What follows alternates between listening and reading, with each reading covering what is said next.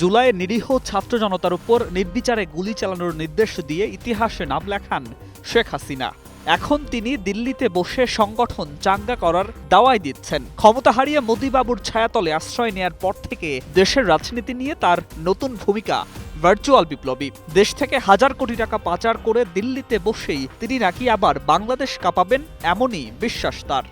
নতুন এবং ফিরে আসা গ্রাহকদের জন্য নগদে চলছে ক্যাশব্যাক সহ প্রতিদিন হাজারো উপহার জেতার সুযোগ। হবে আশা আর ফেরা সারপ্রাইজ সেরা।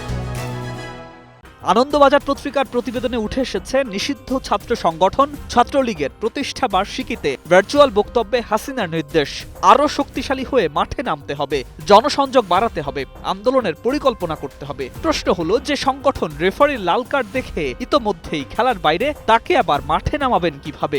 দিল্লির লনে নাকি ফেসবুক লাইভের কমেন্ট বক্সে? ছাত্রলীগ এখন নিষিদ্ধ, নেতৃত্ব ছন্ন ছাড়া, কর্মীরা আত্মগোপনে। এই বাস্তবতাই হাসিনার বক্তব্যে অনেকের কাছেই ঠেকেছে রাজনৈতিক স্ট্যান্ড আপ কমেডির মতো। ইউনূস প্রশাসনের বিরুদ্ধে তিনি অভিযোগ করেছেন নির্যাতন, খুন, গণহত্যার, এমনকি কারাগারে ১১৮ জন হত্যার দাবিও তুলেছেন তিনি। কিন্তু প্রমাণ তা তো নেই, অভিযোগ আছে, তথ্য নেই, পুরনো স্ক্রিপ্ট, নতুন পরিবেশনা।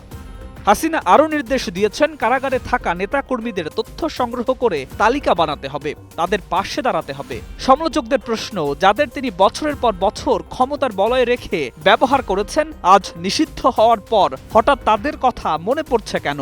দিল্লির নিরাপদ ড্রয়িং রুম থেকে সহানুভূতির ডাক দেয়া কি রাজনীতির নতুন সংস্করণ? সব মিলিয়ে দিল্লিতে বসে দেয়া এই দাওয়াই আসলে বাস্তব রাজনীতির চিকিৎসা নয়, বরং ক্ষমতা হারানোর পর আত্মতৃপ্তির নতুন ঔষধ।